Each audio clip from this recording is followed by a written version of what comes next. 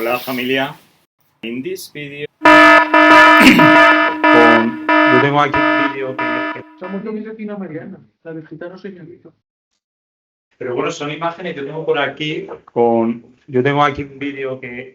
¿Ahora me oyes? Y mientras que la vemos, nos tomamos un café. Sí, es que tenemos una cámara para que por lo menos ella nos vea. Sí. Miguel, ¿Qué pasa, Antonia? ¿no te he visto? Dile hola, Jesús.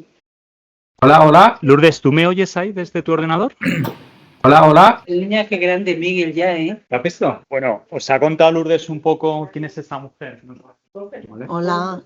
¿Contento? Ya está aquí ella. Hola, buenas tardes, buenas noches, Victoria. Buenas noches, ¿qué No, tal? bien. No me ha dado tiempo a enseñarles a decir Sapat Dikra. ¿Ok? Como estás en Bangkok, o mejor, como nos vas a hablar de Nepal, igual te decimos Namaste, que es buenas tardes, buenos días, ¿vale? Decimos Swadika, Namaste, ¿Vale? Namaste es como dicen buenas Namaste, tardes, buenos días en Nepal, ¿no? Swadika. ¿Vale? Sí. Bueno, Victoria, ¿nos dejas un poco que hagamos una breve introducción? Sí, ¿Vale? sí, lo que vosotros queráis. Sobre Sí, tu sí, lo que persona, queráis. y entonces Un poquito, empezamos a hablar, ¿vale? De acuerdo. Hay un evento organizado por la Embajada Española y entonces cuando yo llego me siento en una mesa y me encuentro con Victoria. Y Victoria, empiezo a hablar con ella, me empieza a decir que es profesora, que ha estado muchos años en Nepal, que ahora vive en Tailandia y ya me quedo yo así pensando y le digo, Victoria, Nepal, profesora, trabajando con niños en Nepal. Entonces ya le dije yo, oye, tú no serás esta persona en la que Itziar Boyain hizo una película ya por el 2012 sobre una profesora de catalana que se iba a Nepal a abrir una escuela para niños pequeños, ¿no? Y entonces me dijo, soy yo. Y yo pues llevo muchísimos años en Asia intentando encontrarla, ¿no? Y fíjate, digo, nos hemos encontrado ahora a través de un evento que me invitó un torreño, ¿no? Una persona de aquí de nuestro pueblo. Que eso no lo sabes tú, Victoria. No, ¿quién te invitó? Teo, ¿tú sabes Teo, el que vende los jamones? Casa Teo. Cuando hay los eventos... He oído hablar de él a través de Luisa, pero, Sí. y creo que le he visto, pero no he podido así ser presentada Vale. ni hablar con él. Vale, pues resulta que este Teo es una persona de aquí de nuestro pueblo y lleva en Asia desde el año 88, ¿no? Y bueno, entonces esa es la manera en la que conocemos. Te quiero presentar, estamos aquí, esto es una zona que es el campo de Montiel, estamos en Torre de Juan Abad, que es la provincia de Ciudad Real. Yo no sé si la conoces o no, si has visitado alguna vez esto, pero yo, para ayudarte, yo creo que tú conocerás un libro que se llama El Quijote de la Mancha, ¿no? Uy, ya lo creo y me encanta. Sí. Pues el Quijote de la Mancha, ese lugar de la Mancha, es en esta zona. ¿Vale? Yo he estado en Ciudad Real, tengo una amiga en Ciudad Real y he estado, ¿Sí? pero no he estado en donde estáis vosotros, no, he estado en Capital, digamos. Vale, y luego también aparte en nuestro pueblo, que es lo que tenemos aquí, si ves un poquito por la cámara, si yo te señalo aquí arriba, verás una estatua, esta es la figura de Francisco de Quevedo, porque Francisco de Quevedo estuvo aquí desterrado. Entonces la biblioteca se llama Francisco de Quevedo y todo el pueblo es con la figura de Quevedo, ¿no? Entonces, qué bonito. Entonces aquí estamos muy ligados a toda esta cultura y a toda esta literatura. Pues qué bien, ¿Vale? muchísimas gracias, te agradezco de verdad y muchas gracias a todos y a todas las que estáis ahí presentes ¿Vale? por estar aquí. Entonces, te voy a mover un pelín la cámara porque no la quiero mover mucho, pero estamos como 1, 2, 3, 4, 5, 6, 7, 8, 9, 10, 11, 12, 13, 14, 15, 16, 17, 18, 19, 20. Unas 20 personas, ¿vale? Pues bienvenidos a todos. ¿Vale? Y ahora te quiero presentar a nuestra bibliotecaria, que es nuestra ventana al mundo, sobre todo a los pequeños, ¿vale? Que hace una labor entrañable y muy bonita porque desde pequeñitos le enseña a leer, le enseña al mundo a través de los libros, ¿no? Esta persona es Lourdes, que se va a sentar aquí un poquito y así la conoces, ¿vale? Y ya ella nos presentará a todos un poco tu figura y ya Hola, empezamos a hablar Victoria. contigo, ¿vale? Hola Lourdes, Encantada. ¿qué tal? Es Encantada un gusto igualmente. tenerte aquí. Bueno, pues bienvenida a este rincón que, bueno, si alguna vez tienes ganas de conocer estas tierras rojas, pues aquí tienes una casa y tienes un lugar para hospedarte. Si Ay, te gracias por la parece, invitación, de verdad que sí, muchísimas gracias. muy bien. Pues si te parece, les cuento un pelín sobre tu trabajo, sobre tu labor y luego ya Sí. seguramente tendrás cosas que puntualizarme porque yo lo que sé es un poco lo que aparece por internet y las referencias, ¿vale? Ya nos vas contando, ¿de acuerdo? Bueno, de acuerdo. Bueno, pues os quería dar la bienvenida y las gracias por estar aquí a todas y a todo, a todo. Es un verdadero placer pues compartir este espacio para un momento de reflexión y de diálogo. Hoy contamos con Victoria Subirana, una mujer cuya trayectoria vital y profesional representa un profundo compromiso con la educación como herramienta transformadora. Transformadora personal, pero también socialmente. Gracias a Miguel, que gracias a él, pues tenemos este encuentro tan interesante. Victoria es pedagoga, es maestra, ha escrito un libro, se ha hecho una película sobre su Dos libros, experiencia. Dos.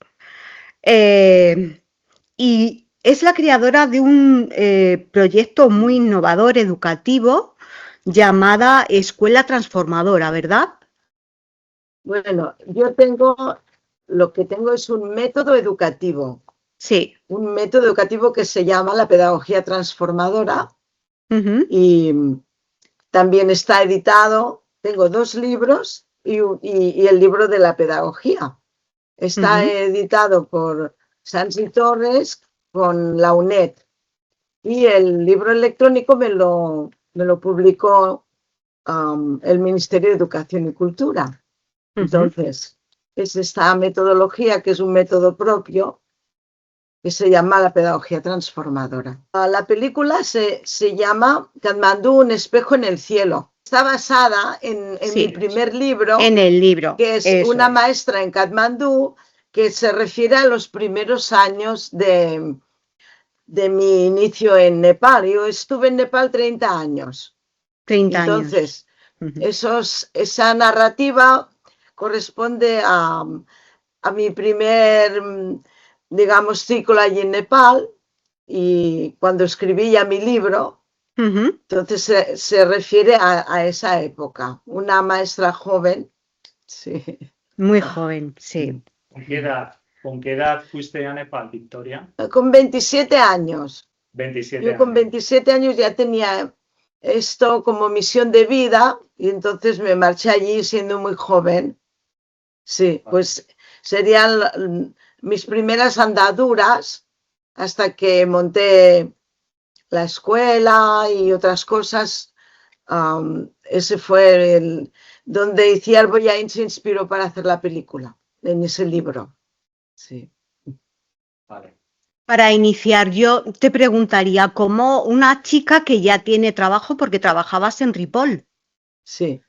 ¿Cómo de pronto dejas tu trabajo y te vas a un país tan distinto y decides quedarte? Bueno, yo tenía pasión por Oriente, sobre todo por el pueblo tibetano. Y tenía muchas ganas de conocer a los tibetanos.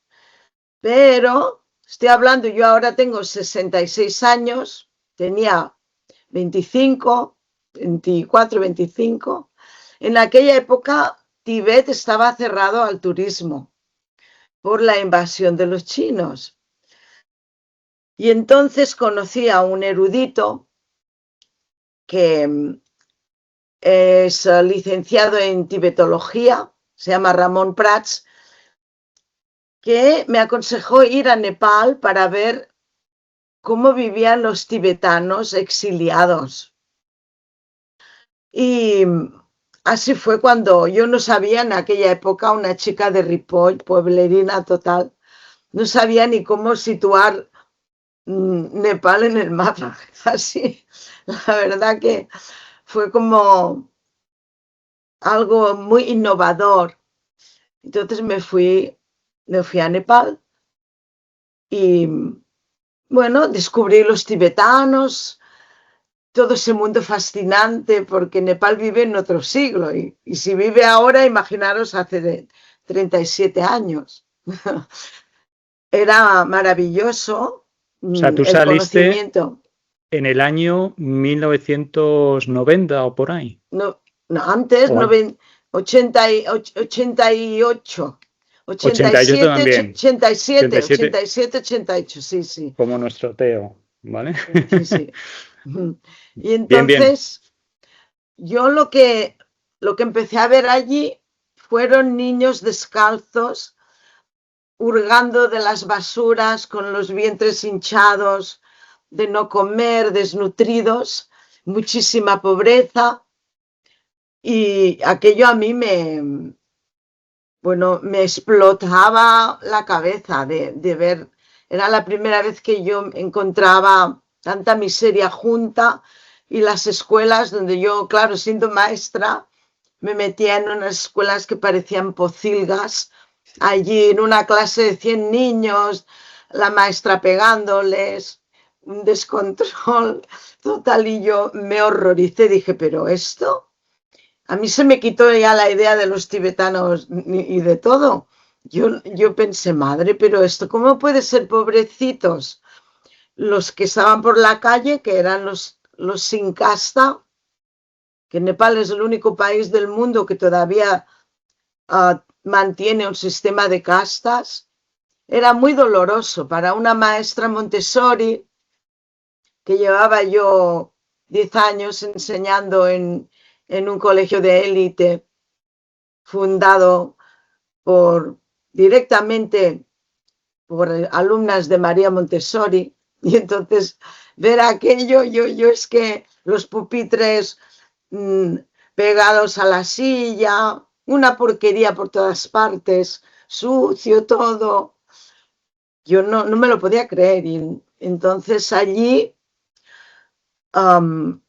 bueno, yo recuerdo que yo no era creyente, no tenía tendencias religiosas ni de nada, pero yo corría, soy corredora, entonces recuerdo que todos los días corría de lo que le llaman Monkey Temple, que es un templo budista que está en una montaña, de la casa donde vivía, que estaba en la ladera, corría hacia arriba, luego hacia abajo. Y yo recuerdo que un día, corriendo, me vino la imagen, como si yo viera una película de mí misma, que yo me veía trabajando allí con niños, con esos niños de la calle. Y yo me asusté, porque dije, pero yo cómo estoy teniendo estas visiones, una cosa muy rara, rarísima.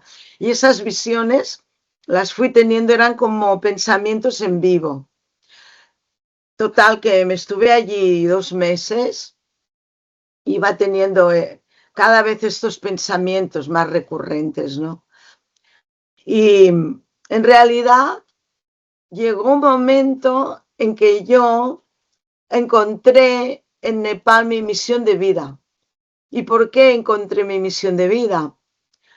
Porque yo miraba a esos niños y hablaba con ellos, y me veía a mí cuando era pequeña, que tenía 9 años, me pusieron a trabajar en una peluquería con una familia bastante desestructurada, que venían de una guerra, que solo se hablaba de la escasez de comida, de que se tenía que ahorrar.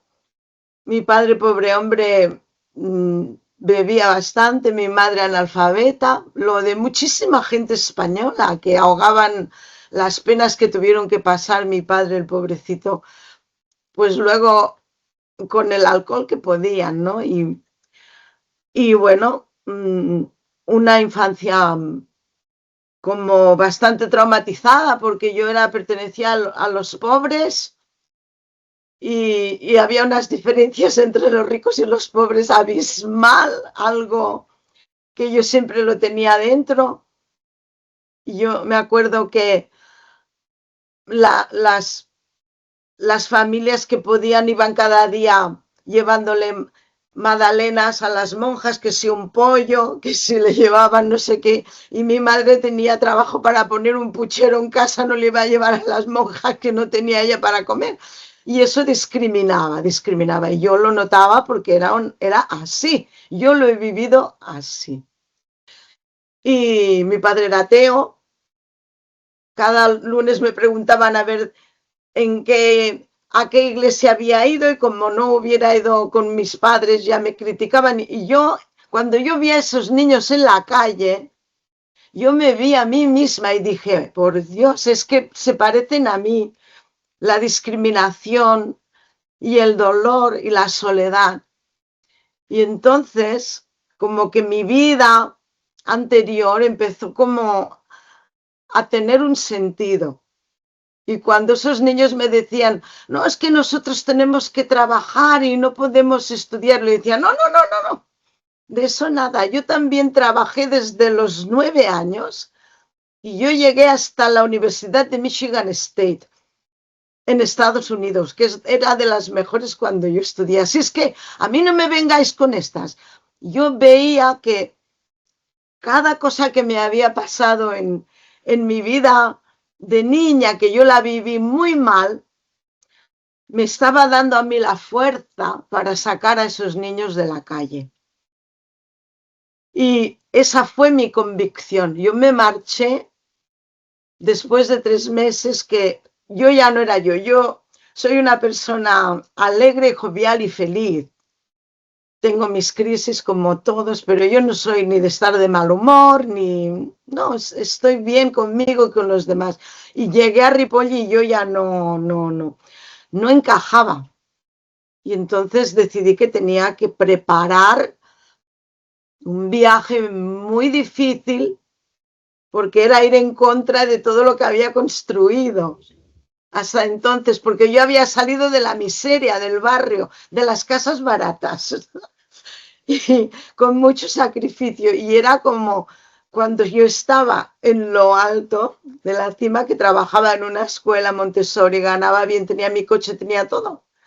Así fue como yo acabé en Nepal, porque fue una convicción de que todo lo que nos pasa en la vida hay que buscarle un sentido, sin quejarse, pero pensando, si no me sienta bien lo que me está pasando, tiene que haber una lección detrás, encontrar para qué nos pasan las cosas. Y gracias a que yo he sido una niña de ese tipo, pude luego, después de prepararlo muy bien, no fue de un día para otro, pude luego llegar a no solo al intelecto, sino al corazón de esos niños, que yo los veía y los sentía porque yo lo había vivido. Entonces ese fue el motivo por el cual yo me fui, acabé en Nepal los 30 años. Está súper intenso, ¿no? Lo que estás diciendo. ¿Tienes algo? ¿Alguien quiere preguntarle algo sobre lo que ha dicho? Porque ella está hablando y igual hay cosas que está diciendo, como por ejemplo cuando has mencionado, Victoria, lo de las castas. Bueno, pues más o menos se entienden las castas, pero yo he estado en Nepal, he trabajado también con nepalíes y ¿puedes explicar un poquito más lo de las castas y cómo eso influye en tu trabajo? ¿Puedes explicar un poco el tipo de castas que hay, qué significan y qué es lo que puedes decir en una casta o no? ¿Puedes explicarles un poco eso? Para explicar también un poco el contexto de Asia, ¿no? Las castas es una manera de oprimir que se han inventado con la excusa del hinduismo, que no lo dice la religión hindú.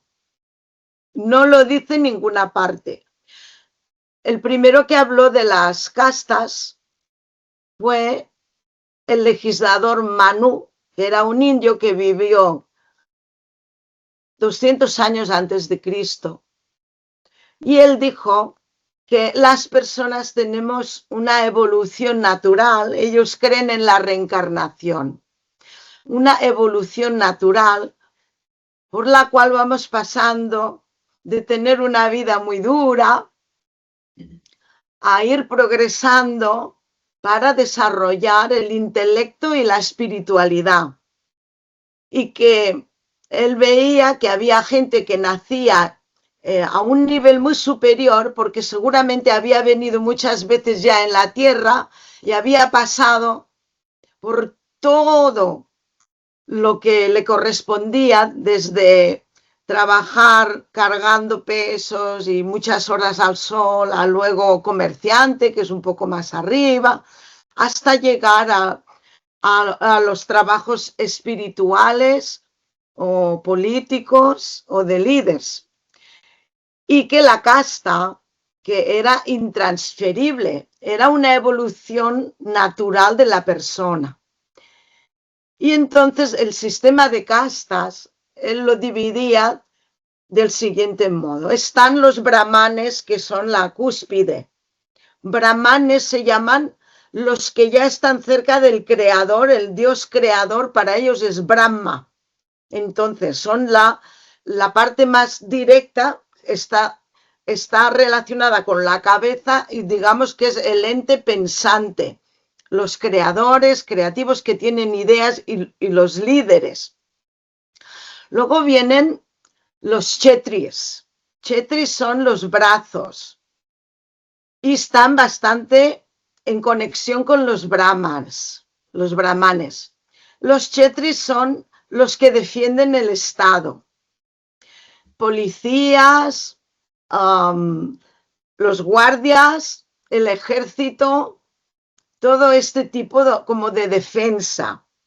Luego están los que pertenecen al estómago, que se llaman Vaishak. Los Vaishak serían los comerciantes y los que manipulan dinero, pero no a los que les dejan hacer mucho dinero. Esto va todo para arriba, más bien serían pequeños comerciantes y también artesanos, pues que hacen cerámica o pueden hacer cosas con la madera, cosas de este tipo. Y luego ya están los suryas, que son los de abajo del todo, son los que pertenecen a los pies, y para que se distingan entre todos, porque son los apestados, digamos, se tienen que tatuar en la parte de la pierna que se vea que son la última escoria de las castas. Y las mujeres llevan, habéis visto que se ha puesto de moda a veces muchos aros uno detrás del otro. Eso es que perteneces a la casta inferior. Y esos hacen todo lo que no quieren hacer los demás, pero labores de campo prácticamente, y trabajar mucho en el sol. Pero luego todavía existen la purria de la purria, lo peor de lo peor, lo que no quiere nadie, que le llaman los Dalits, que son los que no tienen casta. Y esos están sometidos a todo lo demás. Es decir, antiguamente, si un paria o un Dalit, que les llaman, o los intocables, proyectaba su sombra hacia uno de la casta superior, les podían matar. No pueden entrar en las casas de los demás. Si uno toca un objeto de otra persona, lo tienen que purificar todo. Los tiran a patadas. Es algo que no tienen ningún derecho. Y entonces, alguien que vendría después del legislador Manu, que era muy listo, dijo, ¡ay! Yo he nacido brahman, pues yo, mi hijo, mi hija y mi ralea toda. Todos brahmanes. Y los que eran chetris, lo mismo. Hasta abajo. Total. Que algo que es una evolución personal y que era una alegoría, era un filósofo, este señor, que quiso decir eso, se convirtió en una política de opresión para beneficio de unos cuantos, ¿verdad? Y la palabra casta yo la he oído últimamente mucho en España, que está mal empleada, porque dicen, tú eres casta. A ver, ¿casta de cuál? Tienes que decir qué casta eres, porque casta significa que hay varias, porque además dentro de cada casta hay subcastas. Nepal se ha convertido en un monopolio tan grande que se casan entre ellos y no se pueden casar si no los casan los padres que les buscan, digamos, el matrimonio arreglado. De manera que cuando hay apareamientos por amor, se fugan con la esposa y da lugar a una subcasta. De manera que castas hay para aburrir. Cuando os digan, ay, es que este es casta, les decís, lo decís mal. Tienes que decir a qué casta pertenecen, ¿verdad? Pues así es lo de las castas, sí. Pues yo trabajaba con esos niños que andaban por la calle, pues como los perros, peleándose en las basuras con las vacas, los perros, las ratas y luego estaban los niños. Pertenecían a lo mismo. Pues esos han sido, no todos, también habían niños que estaban en familias muy pobres y eran de los brahmanes, porque los brahmanes tampoco no defienden a quien no tiene dinero, ¿eh? Los de la casta superior, algunos también venían a mis escuelas, ¿eh? No se mueve por el dinero. Bueno, ¿qué tal tenemos el cuerpo? ¿Sabes qué? ¿Cómo lo veis? ¿Tenéis algún comentario sobre lo que está comentando? Duro para escuchar la primera vez, porque, claro, o sea, yo en Asia llevo 18 años, Victoria, esto lo conozco, pero aquí en esta zona, igual para algunas de las asistentes, es la primera vez que escucha algo así. Si tenéis algún comentario, ¿tu hijo estuvo en Katmandú? Juan Luis, sí. ¿Y qué tal? Lo pasó fatal. ¿Pero estuvo de vacaciones? ¿Estuvo haciendo algún trabajo o algo? De aeropuerto. Hay una señora aquí, Victoria, no sé si puedes escuchar, que está comentando que su hijo estuvo trabajando 4 meses en la obra de ampliación del aeropuerto de Katmandú, ¿no? Entonces estuvo allí 3 meses. Sí, el aeropuerto de Katmandú lo hicieron españoles. Lo hicieron, la extensión la hicieron españoles, los mismos que están aquí en Tailandia también haciendo cosas de estas. Es una empresa que no sé cuál es, ahora no me acuerdo, pero yo sé que va por Asia. Sí, es verdad. Ay. ¿Y qué dice? ¿Cómo se lo pasó? ¿Qué dice? Pues está diciendo, acércate, no pasa nada, que no te dé vergüenza. Si estamos aquí, no, pero es que no te oyes, para que te escuche Victoria. Está diciendo que lo pasó fatal, que... No, está diciendo que no te oye. Aquí en el micrófono. Aquí. Ven aquí. Bueno, dice que lo pasó mal con la comida y que estuvo un poco hospitalizado también, ¿has dicho? Que fue al hospital, claro, por el tema de la comida. No me extraña, no me extraña. Sí, bueno, tuvo problemas, ¿no? Con la comida. Claro, ¿Qué suelen comer, Victoria? ¿Puedes decir aquí un poco? Se llama dal bhat tarkari. El dal bhat es el arroz. Ellos comen siempre lo mismo 2 veces al día. Arroz hervido con una sopa de lentejas y luego la verdura del tiempo. El que tiene dinero para comprar carne, compra carne. Y el que tiene dinero para comprar más verduras, compran 3 o 4 verduras. pero lo comen 2 veces al día. A las 9 de la mañana comen eso, para ellos es la comida. Y a las 10 abren las oficinas y luego por la noche comen otra vez. Yo como estuve 28 años sin luz eléctrica, porque nos cortaban la luz y venía 4 horas al día, pues la gente se iba a dormir temprano, como antiguamente, que había dificultades y sobre todo en el campo, pues para tener luz. Entonces tienen estas 2 comidas y entre medio pues igual se toman un té mojado con galletas o con pan. Eso sí, por la mañana se levantan tempranísimo y se van por ahí de paseo. Y a lo mejor yo estaba con mi exmarido pues a las 6 de la mañana que me estaba aseando mi cuerpo o lo que fuera y llegaban visitas. Y yo al principio yo me ponía negra porque digo, pero ¿y ahora que yo estoy haciendo mis cosas, que me estoy despachando con lo mío?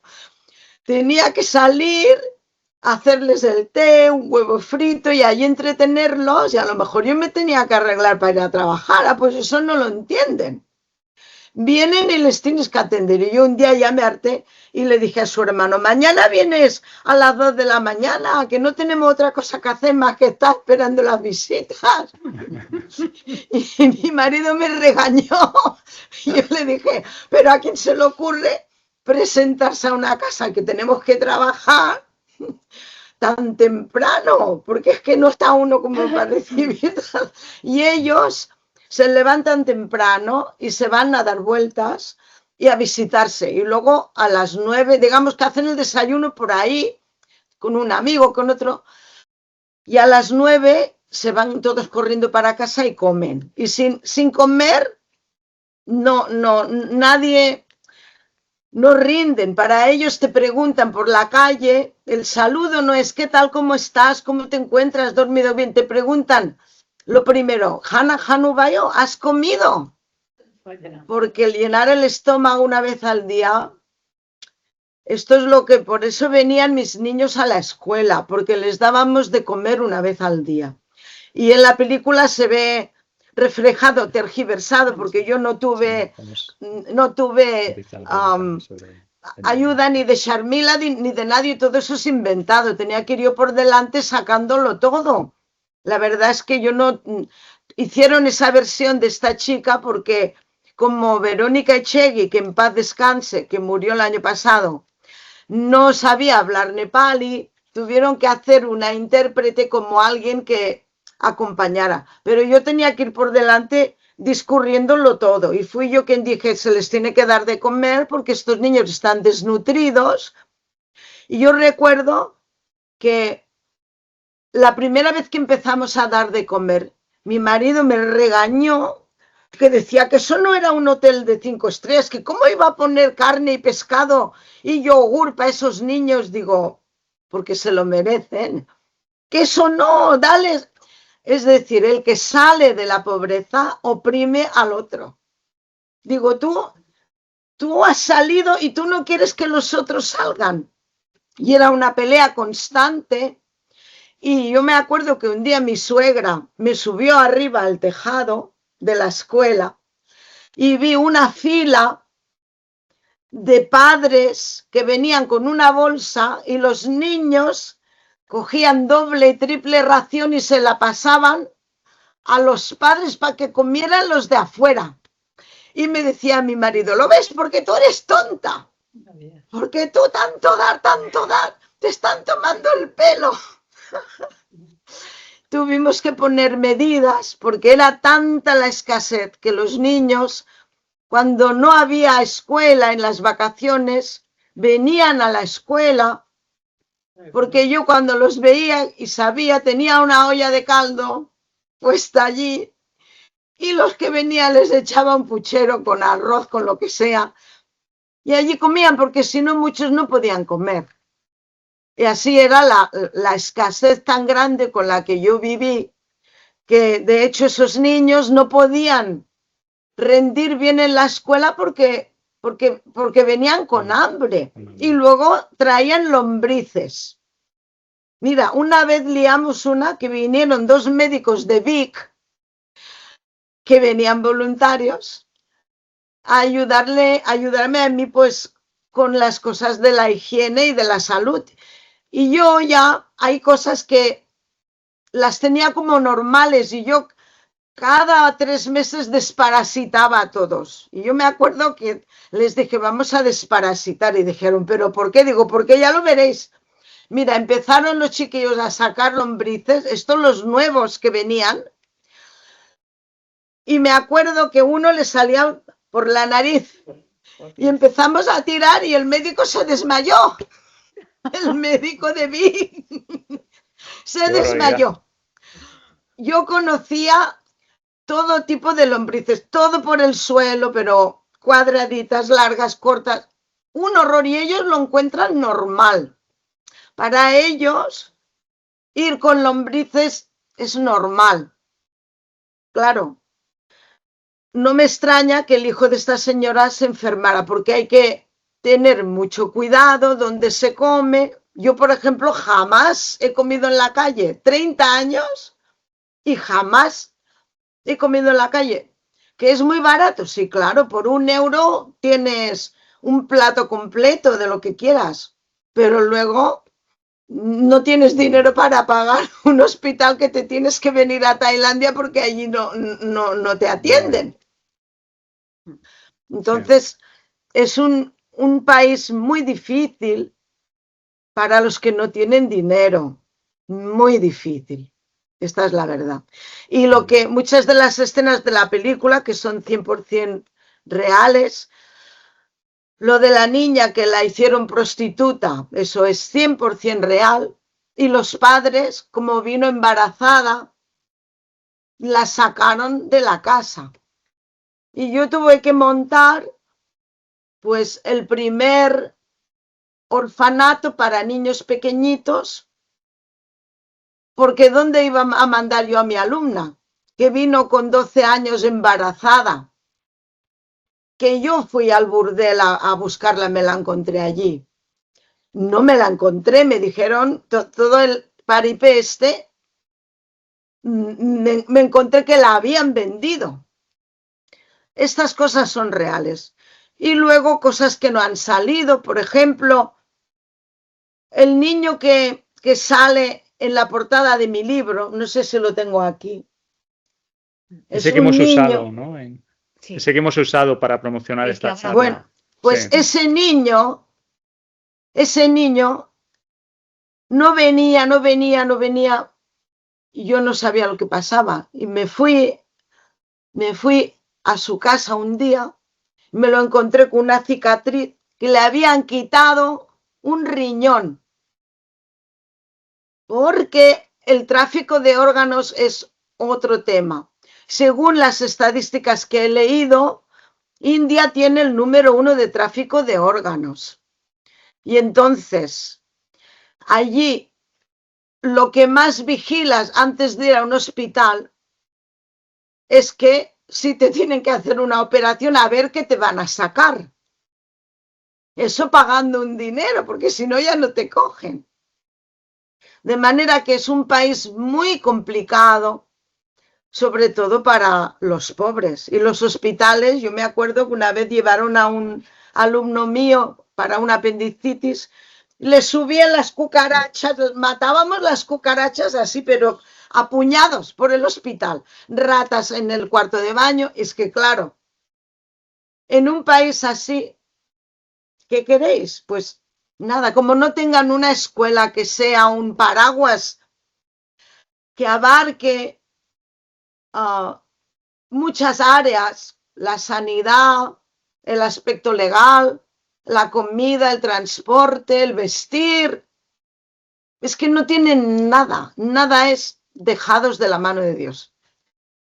Y claro, por eso yo monté las escuelas que monté, porque yo quería no solamente enseñarles a leer y a escribir, sino que cubriera el oficio de sus padres y todo eso, ¿no? Que que les diera recursos para competir con el mundo de fuera, porque esa es otra. Yo recuerdo que me costó muchísimo mantener las escuelas, porque yo iba a pedir subvenciones y me decían, ¡hoy! 25 niños en una clase solo, 350 niños en una escuela solo, pero es que con ese dinero tal fundación educa a 3.000. Y yo decía, ya, educar, como si metieran cerdos en una gorrinera. ¿A eso le llaman ustedes educar? Y me enfrentaba con los directores de ONG y les decía, ¿usted metería a su hijo ahí? ¿Usted que viene de Estados Unidos? ¿Usted que viene de Inglaterra? Y abre una clase con 100 niños allí como si fueran en un establo, cerdos. Digo, ¿por qué no mete usted a sus hijos allí? A que los mete en la escuela americana. Se quedaban, digo, pues lo que no quiera para su hijo no lo quiera para estos niños. También era una época en que yo tuve que pelear mucho para defender el tipo de educación que les daba, ¿verdad? Porque parecía que recogían dinero las ONGs muchas y todavía ahora esto continúa. Lo entregaban, se lavaban la conciencia y nadie vigilaba dónde iba el dinero. Y el dinero no llegaba y no llega todavía. Porque están viviendo de la ayuda de los países ricos. ¿Y quiénes viven allí? Los ricos. Los pobres no les llega un 5%, un 10% para lavar la cara. Y como lo digas te matan, porque a mí me ha pasado. Y yo he estado protegida por el gobierno español, que a mí me mataban, tergiversando cosas, poniéndome juicios. A mí me han hecho de todo, porque está montado así. Estamos pagando para que los ricos vivan allí a cuerpo de rey. Eso no lo digo yo, eso lo dice el ministro de Igualdad de la Mujer y de la Infancia, Sardeep Oja, que él tiene un documental que os lo voy a decir después, donde él habla de esto, que cuando llegó a tomar posesión, me vino a buscar a mí y me dijo, Victoria, tenemos que trabajar juntos, porque mira lo que he visto, que todo el dinero se va repartiendo por los ministros de aquí. Así es que el país está así por el gobierno que tiene, volvemos a lo mismo, por el gobierno que tiene. Y Victoria, desde que empiezas, ¿no? Como nos has estado comentando, ¿cuántos alumnos llega a tener tu escuela? Y cuando pasa esto que has dicho que te perseguían hasta que tú te vas, ¿no? Porque te pone el gobierno español seguridad. ¿Puedes contar esa evolución hasta que llega ese momento y ya lo dejas? Yo formalmente había tenido de 1.500 a 2.000 niños estudiando gratis, pero llegaba con otros proyectos, por ejemplo, la capacitación de padres y madres, alfabetización, y además les enseñaba oficios. Aprendían un montón de oficios y luego montaban empresas. Y luego la escuela de magisterio que yo abrí con la Universidad de Tribubán, allí, y luego todo lo de las editoriales, porque yo hacía libros de texto para esos niños, por ejemplo. Pues yo llegué a una comunidad como de unas 5.000 personas. Unas 5.000 personas. Luego ya empezó todo esto, porque mis alumnos que ya se hicieron mayores y estaban en la universidad, venían algunos a trabajar a las escuelas y descubrieron que los miembros del patronato de mi fundación se quedaban con el dinero, se quedaban con dinero. Y empezamos a tirar de la manta y me encontré con este sistema de corrupción que les estoy diciendo, donde todos, uno hacía así, el otro hacía así, el otro hacía así, porque todos estaban viviendo del cuento. Y entonces fueron a por mí, de manera que, bueno, este es mi segundo libro, donde yo cuento todo eso que fue muy difícil, muy, muy, muy difícil. Incluso llegaron a matar a una niña por quitarle el dinero. Tengo testimonios, tengo de todo. Muy duro, ha sido muy duro. Yo hice una huelga de hambre, nos dieron una paliza, en común una tortura, que yo estuve 12 días en el hospital con la espalda rota. Mal, mal. Y cuando estaba en el hospital sacaron ilegalmente el dinero de las cuentas de la fundación. Lo vaciaron todo. Y luego me pusieron a mí un juicio diciendo que yo me había llevado ese dinero. Bueno, si yo estaba en el hospital. Barbaridades. Yo he tenido que pasar barbaridades. De manera que el gobierno español, mirad que en aquella época el gobierno era de Zapatero. Pues Zapatero... Yo no sé si es bueno, malo o regular, no sé este hombre hoy en día la fama que tendrá. Yo hablo por lo que yo he vivido. Era su gobierno y su equipo me sacó de allí y me dio protección. Claro que era su obligación, pero ellos lo hicieron. En casa de la cónsul honoraria en Nepal, con 2 guardaespaldas noche y día, porque me querían matar. A mí me querían matar, me querían quitar del medio. Y me quitaron las escuelas, me lo quitaron todo. Entonces, al cabo de 6 meses, este ministro que salió nuevo, cuando vio el teje y maneje que había en el ministerio de la mujer, la infancia y el bienestar social, dijo: yo esto no lo firmo, porque aquí falta dinero. ¿Dónde ha ido el dinero? Fijaros, si aquí hicieran lo mismo en España o en otros sitios, a lo mejor otro gallo nos cantaría. Pero unos hacen así, los otros así, los otros así, y todo va igual. Y a este hombre le hicieron también barbaridades. Entonces este hombre me sacó de allí y me llevó a su región. Hicimos un proyecto con el gobierno de España, donde yo implementé mi método en 30 escuelas del gobierno, 30 escuelas públicas. Así que me quitaron 4 escuelas, pero recibí 30. Allí estuve 5 años, hasta que hubo un terremoto en Nepal. Oh, sí. Yo vivía en Bangladesh en ese momento. Ahora, Vale. Victoria, había Sí, problema sí. ahí con la conexión, Sí, ¿verdad? sí. Vale. Que estabas con lo del terremoto de Nepal, eso creo recordar que fue en 2016. Sí, Yo en ese exacto. momento estaba en 15, Bangladesh. 2015. 2015, en ese momento estaba en Bangladesh trabajando con una empresa española pegado a la zona de Myanmar y sentí el terremoto de Nepal, que bueno, que luego días después hubo otra réplica y se escuchaba un ruido debajo del suelo atronador. Entonces imagino que en Nepal fue, porque desde donde yo estaba hasta Nepal hay muchísimos kilómetros, muchísimos. Y lo sentí perfectamente bajo mis pies. La ministra de Educación de Nepal me llamó y me dijo que tenía que dejar los proyectos que tenía y acudir a los miles de niños que se habían quedado pues sin nada. Entonces me quedé allí. Otra vez salí ya de esa zona, ya nunca más me atacaron, me dejaron tranquila porque el ministro me puso todo tipo de protección, y como se habían quedado con las escuelas que las tienen ahora ellos, ¿verdad?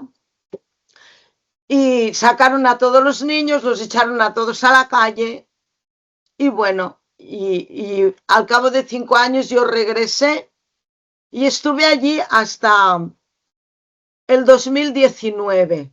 En el 2019 yo cumplía 60 años y dije que yo tenía que salir fuera a extender el método, porque si había funcionado con niños tan marginados, creía que esta herramienta la tenía que conocer el mundo. Y como mis hijos vivían en Tailandia, lo cerré todo y me vine aquí a Tailandia a finales del 2019. Y bueno, pues muchísima gente se ha beneficiado y Yo los quiero mucho, es mi país, los amo y siempre estoy en contacto con ellos. Y bueno, es un país que ojalá salga adelante algún día. ¿Alguna pregunta? Lourdes, quería... Es que lo estás explicando todo, Victoria, lo estás explicando todo. Venga, mira. ¿De España o desde dónde? Ven aquí. Mira, te van a preguntar, ¿vale? Vale. Preséntate, di tu nombre. No, yo soy Julita y vivo en San Vicente del Sors. Hola, En Julita, Cataluña. buenas noches. Buenas noches Buenas para mí, tardes. buenas tardes para ti. Pero soy de aquí, de La Torre, y ahora en este momento estoy aquí. No, te preguntaba que quién subvencionaba todos esos proyectos que tenías, ¿desde España o desde allá? De allá nada, de allá poner la mano y estafar todo lo que podían. De sea allá que- nada.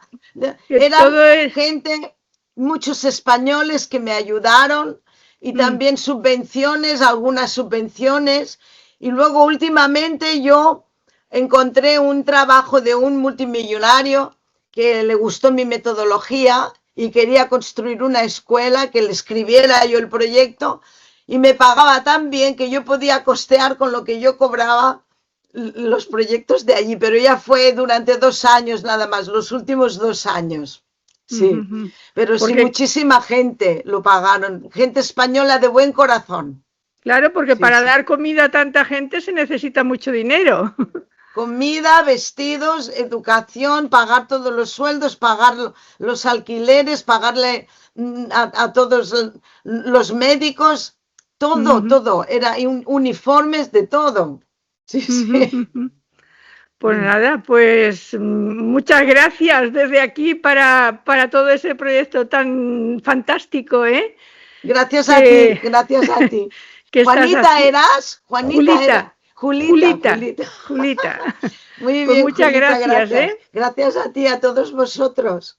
Victoria, ¿qué le dirías a gente que se dedica a educar respecto a la educación como la tenemos hoy en día? Bueno, yo no sé, quizá en Tailandia es muy distinta a la que tenemos en España.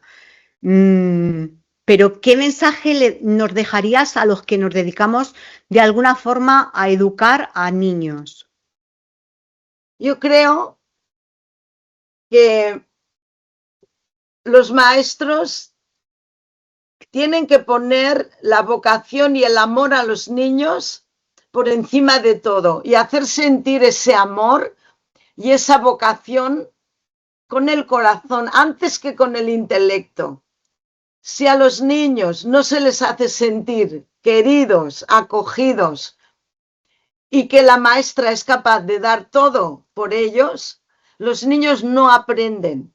Entonces, la primera cosa es la vocación, que salga de uno, que no mires el reloj cuando estás en la escuela a punto de salir, que trabajes no porque te exijan trabajar más, sino porque lo disfrutas, que seas capaz de ir a casa de un alumno porque te has quedado preocupada por alguna cosa o algún motivo, que lleves esa profesión en la sangre. Eso es lo principal para un maestro, porque cuando no se educa desde el amor, los niños no se abren a nivel emocional y la inteligencia se desarrolla a través de las emociones positivas. Yo tuve la gran suerte de que en Nepal descubrí el budismo y el hinduismo y a partir de ahí me di cuenta que los conceptos que ellos enseñaban eran los mismos que tiene el cristianismo, que son preciosos. Y luego me puse en orden y perdoné a las monjas y todo lo que me había pasado, porque me di cuenta de que los mismos conceptos estaban en todas las religiones. Y entonces el concepto más hermoso que yo recibí de las enseñanzas del cristianismo cuando era pequeña es ese amor que tenía a Cristo, que lo dio todo, un personaje a imitar. Entonces los niños necesitan ejemplos claros de personas que se entreguen, aunque sea solo con su profesión. No hay que ser mártires, pero sí que hay que demostrarle a los niños que estamos entregados 100% para que ellos aprendan. Y si no es así, los niños van a crecer como intelectuales sin educar la mente. La educación de la mente es lo más importante. Y entonces, cuando se ama la profesión y se educa desde el corazón, esto llega directamente al intelecto. Y si no, les pasa como a mí, que aborreces la escuela, aborreces los maestros, aborreces la religión y lo aborreces todo. Luego la vida te da o no. A mí me ha dado la oportunidad de verdad sentirme orgullosa de ser cristiana y de todo lo demás. Pero si no, habrá gente que nunca más se han recuperado una enseñanza tan bonita, y es a través de la educación que se construye ese pensamiento o se destruye. Entonces es muy importante el mensaje que les doy, que si no tienen vocación, que se dediquen a vender tomates en el mercado, porque lo peor que les puede pasar, que se les poche un tomate y se les pudra, pero como se pudra la mente de un niño, jamás, porque lo que somos de pequeños llega de mayores. Esa niñez siempre resurge, y cuanto mayor te haces, más piensas en el pasado de tu niñez. Y ahí te vienen recuerdos, todos los recuerdos negativos están vivos toda la vida. Los maestros tenemos un tesoro en las manos que depende de nosotros. Si no adoramos la educación y la profesión, mejor que hagamos otra cosa, de verdad, con todo el cariño, pero tiene que ser vocacional, y tenemos que enseñar las virtudes, enseñar los valores, educar para el carácter. Ningún maestro, aunque sea de matemáticas o de ciencias, se puede presentar allí en un aula y enseñar solo con el intelecto. Hay que introducir todos los valores. Nosotros tenemos la Zurriaga, tenemos un montón, tenemos un montón de ejemplos en España de maestros que han educado con los valores, y todo eso se está perdiendo.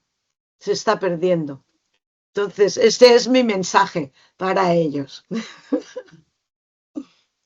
Pues no sé qué más decirte, porque nos has dejado aquí mudas. En cualquier caso, pues muchísimas gracias por este encuentro. Miguel, si quieres cerrar, te dejamos con Miguel. Déjame, Victoria. Gracias a vosotros todos, Bueno, muchas gracias a todos, y a Miguel, que es un amor. A ver si te veo pronto y nos vamos a tomar un café. Venga, tienes que venir a ver el trabajo de mis alumnos, que quedamos pendientes y no pudimos, ¿vale? Sí, pero sí, ¿cómo es vamos verdad. de tiempo? Sé que es muy tarde allí, pero ¿te puedo robar 5 minutillos más? Lo que sea, yo os Mira, digo mi porque horario, os voy a decir mi horario. Yo me levanto cada día a las 4 de la mañana, porque hago mis prácticas y todo. A estas horas siempre estoy durmiendo, pero es igual, hoy hago un extra, si es que me da igual 5 minutos más que, Vale. que 10. Vale. Bueno, a mí me pasa igual. Yo estoy allí cuando estoy en Bangkok, que es a las 3:20, o sea que estamos un poco a la par. Mira, rápido, Victoria, cuando has comentado lo de matrimonio, porque esto me ha pasado a mí personalmente, me preguntan a mí, ¿tú estás, no? Cuando estoy con nepalíes, bengalíes, porque también pasa. Me preguntaban, para que se lo expliques aquí a los vecinos, a la gente del pueblo. Me preguntaban, ¿tú estás casado por amor o is a marriage, no? Marriage. Arrange marriage. Arranged marriage, right? Marriage. Que eso es un matrimonio como es, de conveniencia. De conveniencia, ¿no? Concertado, ¿vale? concertado. Y entonces, cuando yo decía que es por amor, pues parece ser que lo del amor está por debajo, que lo bueno es que debería ser familiar, ¿no? ¿Puedes explicar un poco esto? Sí. Y bueno, y si te ha afectado a ti, porque no sé, tal y como lo explican en la película, no sé si esa parte es verídica o es simplemente para hacerla más en ciencia ficción para la película. Bueno, ¿vale? sí, es completamente real el hecho de que, ya lo he dicho antes, allí, Sí. a ver, yo voy a contar lo mío para ligarlo un poco. Vale. Yo me casé para estar en el país. A mí me echaban porque no tenía un visado y me negué a pagar todos los sobornos que me pedían. Y yo dije, hombre, si yo vengo por un año, me tengo que adaptar al sistema. Y si el sistema es corrupto, tengo que pagar, ¿qué voy a hacer? Pero es que yo he venido para quedarme más tiempo, muchos años. Entonces me casé con un hombre que no conocía de nada, para que me dejaran continuar con la escuela cuando la escuela ya era una maravilla, que los niños ya aprendieron un montón, venían a verla de muchas partes y yo estaba 100% segura de lo que había hecho. No me arrepentí nunca de haber dejado Ripoll y haberme ido allí a hacer esto. Entonces dije, tengo que poner mi proyecto por encima de todo, porque esta es mi misión de vida. ¿Me tengo que casar? Pues me caso, con la idea de que cada uno viviría separado y sería nada más que para el visado. Pero luego empezaron a perseguirnos y decían que teníamos que vivir juntos porque si no, eso se iba a convertir en un fraude. Entonces nos pusimos a vivir juntos, pero yo todas las noches lo mandaba a dormir con su madre a su casa. Y un día vino mi suegra y me dice, oye, ¿tú por qué mandas a mi hijo a dormir? Que mi hijo no viene aquí a tu casa a dormir. Dice, no vais a tener hijos. Digo, anda, ni quiero. Faltaría más, yo no. Dice, pero ¿y eso cómo? Digo, porque yo no quiero a su hijo, yo no estoy enamorada de su hijo, ni me gusta su hijo. Y ella dice, ¿y qué tiene que ver el amor con el matrimonio? Digo, pues no sé, pues yo en mi cultura esto se funciona así, uno se enamora, quiere a una persona y luego le da el cuerpo, pero si no, yo no quiero, yo no me acuesto con su hijo. Dice, pues yo te digo una cosa, yo cuando era chiquitilla me casaron con mi marido y se fue mi marido con sus padres, que tenía yo 12 años, dice, y yo me fui con los míos. Dice, y luego nos vimos más adelante. Dice, y con el roce, dice, luego ya lo quise. Al principio no lo quieres, pero con el roce luego ya lo quieres. Digo, o lo quieres o lo aborreces. Pues ya me gustaría a mí haber encontrado uno como el que pinta Itziar Boyain en la película. Si encontráis uno así, me lo mandáis. Me lo mandáis que lo recojo. Porque no era así como el de Itziar Boyain, que lo pintan guapete, ¿no? ¿Qué va? Guapete sí, pero de lo demás nada de nada, pero de nada. Mejor no hablar. Yo tengo 2 hijos maravillosos, le agradezco los 2 hijos que he tenido con él y a pesar de todo lo demás, que ha sido muy duro, pero que Dios le bendiga. y le doy las gracias por los 2 hijos que tengo. Esa es pero ellos, vale. Esta es la realidad es esta, que ellos, en primer lugar, no se juntan los hombres con las mujeres. No se juntan. Un hombre y una mujer, aunque estén casados, no pueden ir andando por la calle de la mano. La mujer siempre va por detrás. Si se sientan, nunca se tocan de la mano, besarse ya ni de locura, ¿verdad? Tienen como las reglas muy fijas de que hay sitios para hombres, sitios para mujeres. No se rozan ellos. Y dicen el típico refrán que una mujer soltera, a partir de los 15 años, tenerla en casa es como el que tiene un calabacín, que cuanto más tiempo lo deja, se pudre. Entonces, para ellos es quitarse la hija de encima para poder casarla. Y eso lo hacen los padres. ¿Por qué? Porque las chicas y los chicos no tienen conocimiento del sexo contrario o del género contrario. Nunca han estado con un hombre a solas, nunca han estado con un chico, con un niño, no han jugado, no saben qué hay más allá. Entonces, cuando lo vea, claro, lo vea y por la entonces, noche, ¿qué hace? claro, no, pero lo que pasa que el chico le presentan 2 o 3 fotos de chicas que ya saben que son de un mismo poder adquisitivo, que se conocen las familias, van al astrólogo y el astrólogo les dice, pues mira, estas 2, de esas 2 van al chico y le dicen, ¿cuál la quieres, esta o esta? Y el chico dice esta, y entonces lo llevan al chico al templo para que la vea de lejos. Entonces la chica no sabe que la están vigilando, pero el chico sí. Y luego el chico dice, sí, me gusta, y luego hacen la presentación formal. La chica normalmente no le dejan elegir, pero lo que pasa es que eso no quita que ellos tengan sus amoríos, porque la cabra tira al monte, aquí y en la China y en donde sea. Entonces ellos tienen sus amoríos y luego hacen unos dramas tremendos porque se casan y tienen que renunciar al amor de su vida o no, porque luego la hipocresía de que tienen amantes, ellos y ellas, y la gente hace la vista gorda, porque el casamiento es para la sociedad y los amores son personales. Pero tú puedes ser un médico eminente, si no te casas nadie viene a tu consulta, tu obligación es casarte. Se casan todos, feos, gordos, cojos, tuertos, de todo, allí se casan todos, los casan los padres, ¿vale? Y luego yo en mi casa tenía mis amigas que venían allí a reunirse con los novios, porque ¿qué voy a hacer?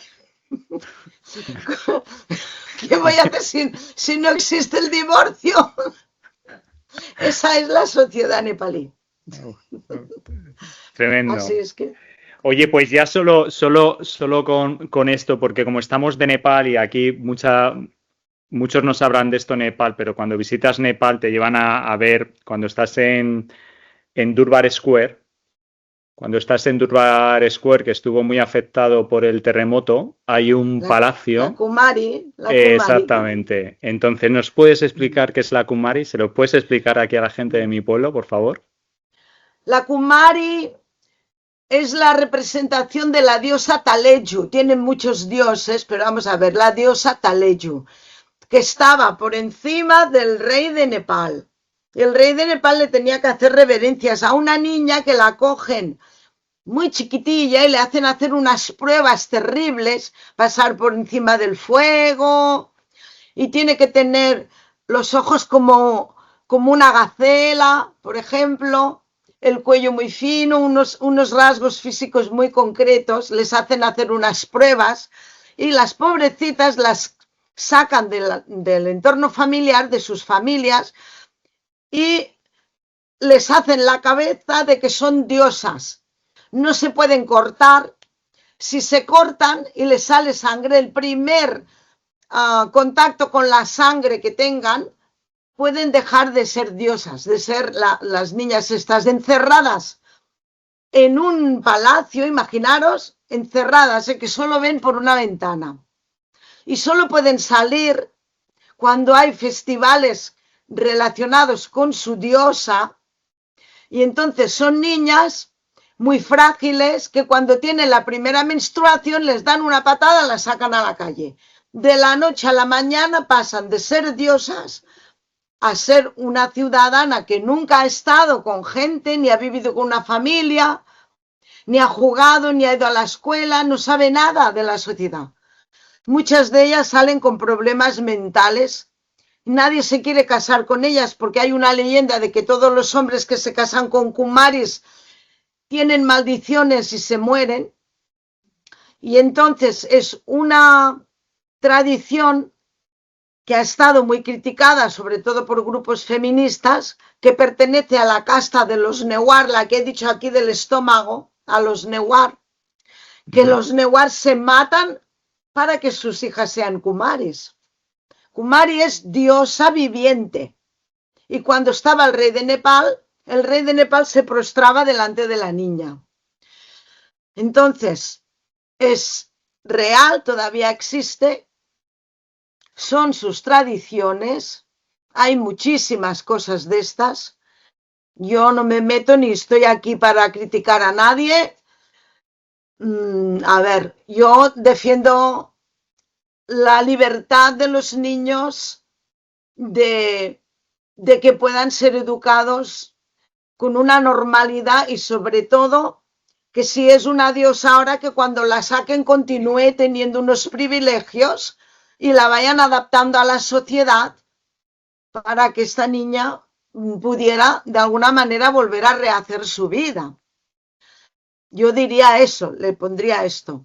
Por lo demás, mi Dios me libre de criticar ninguna de sus tradiciones porque tampoco nos gusta a nosotros que vengan de fuera, como ahora si vinieran y les criticaran a ustedes de Don Quijote porque no lo entendieran o de quien sea. Dirían, oye, ¿usted quién es para venir aquí y decirme a mí? Pues claro, pues nos guste o no, el respeto va por encima de todo y tal vez sea lo que me ha mantenido allí tantos años, ¿no? Porque había muchas cosas que yo no compartía, pero yo me callaba.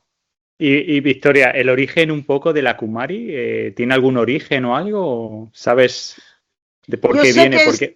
No, sé que es de la tradición Newar. Hay una historia detrás de que la diosa Taleju se apareció a alguien. No me acuerdo bien de la leyenda, pero hay como una leyenda. Si lo hacéis hoy en ChatGPT os lo va a decir. Hay una leyenda, pero está relacionada con la diosa Taleju, que es la que viene... También es como una reencarnación del dios Vishnu, que es el Buda reclinado. Hay como toda una historia ahí. Y es el Buda del rey. Es una historia ahí como... Pero no me acuerdo exactamente. Tiene ahí no sé ahora exactamente. Vale. Oye, pero las has explicado muy bien. Yo quisiera, si alguna de vosotras tiene alguna pregunta o algo más, y si no, pues le damos las... Le dejamos que duerma. ¿Ah? Te dejamos que duerma y que te puedas levantar a las 4 de la mañana. ¿Cómo? ¿La película ya la habéis visto? No todo el mundo, no todo el mundo. Posiblemente igual tenemos que hacer una sesión con el proyector y la ponemos pronto para que así ya todas las vean, porque no todas tienen ordenador en casa. Yo pensaba que la habíais visto todas. No todas, porque todo esto ha sido también un poco de sopetón, hablando con Lourdes hace 10 días, ¿no? Cuando estaba preparando el programa del libro, ¿no? Del día del libro. Y dije, pues mira, conozco a Victoria y yo creo que puede ser interesante. La veremos. Vale. Pero la veremos, no te preocupes. Muy bien, muchas gracias. Muchas gracias, besos, Victoria, y nos vemos pronto allí, ¿vale? Adiós. Gracias. Adiós. ¿Qué os ha parecido? Lo preguntaba. Muy bien. Sí. Muy duro, pero muy bien. La cruda realidad de los otros continentes y nos creemos que todos vivimos igual ¿Qué vais a poner la película? Pero fíjate, Carol, que a mí me da la impresión de que seguimos siendo eso que decimos a veces en el club de lectura, la naturaleza humana. Nos movemos por las mismas pasiones, por las mismas intenciones.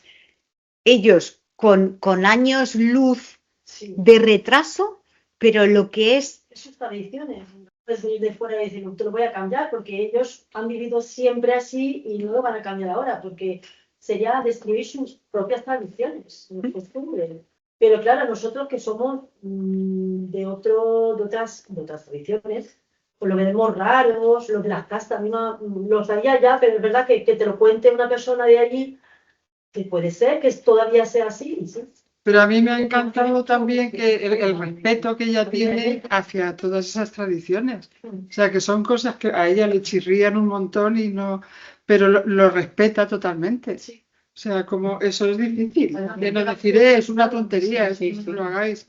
Y desde que ella habla de atrás a hoy no ha evolucionado nada. Y esa pregunta me ha quedado ahí. Mira, pues a mí me daba vergüenza. Claro, claro, pero ella habla de años atrás, hasta el día de hoy. Hasta el día de hoy no ha evolucionado, aunque sea un poquito, porque mira que los gitanos son chungos también y sus tradiciones son sus tradiciones. Y hoy por hoy ya van entrando, ya se casan gitanos con payas, payas con... ¿O no? Que los gitanos poco, pero ya van... El tiempo en estas zonas va más despacio. Por eso, pero algo habrá evolucionado de 30 años para atrás. 30 años. ¿No? No, pero está contando también experiencias del año 2015, 2016. O sea, ha mezclado todos. Es poco tiempo. Aquí a nosotros es que vivimos muy deprisa. Y es que cuando llega, que cuando se va a Nepal, llevaba 10 años trabajando en escuelas en escuelas de élite. Hombre, si se fue con 26, con 16 no estaba trabajando en escuelas de élite. Por ahí hizo 10 años. Porque yo llegué aquí y yo llevaba 10 años trabajando en escuelas de élite y tal. Sí, Que es una forma de hablar. Yo creo que mientras no se elimine el sistema de castas, no pueden evolucionar. ¿Y eso se va a eliminar? No. ¿Qué tendría que pasar? Yo creo que no. Irá Después no- mejorándose. Irá mejorándose. Probablemente haya diferencias entre, digamos, las ciudades y las zonas Y las zonas más rurales. el ritmo de vida es diferente porque el contacto con personas de otros países y tal es distinto. Y imagino que en un sitio será un grifo y en un sitio será otro grifo. Que lo mismo me estaba yo preguntando, lo del método. ¿Qué consiste ese método? Ya haberle preguntado ¿Cómo se maneja con 300 alumnos? Eso lo podemos encontrar. Pedagogía transformadora, no sé si lo llama así. Luego le pregunto.